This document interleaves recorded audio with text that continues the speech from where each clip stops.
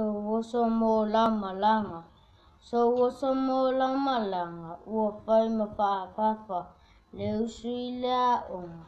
Esel whainga tau na whaamatala. Sio tina le malulu o le taia. Le ma whai o na whaavai vai. Le tapenanga o mātou toa wha lea onga. Ina nei tuai.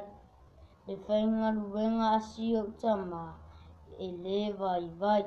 Ma le tau singa o i mātou nei fia ai. Te renga luenga ua mawhauwhau ia. Whiu fōi whaawasenga le mea o le āwhai. Se oso mō au i le lumanai. Whaapea nai o mātou tau pati mai. Ai mai se mami o le tala lava. Fia wa ai i ai. Nenga ngana sa moa o lo tama whai pea ia. Ina nei mea ane ua mou maarie i le wa ai.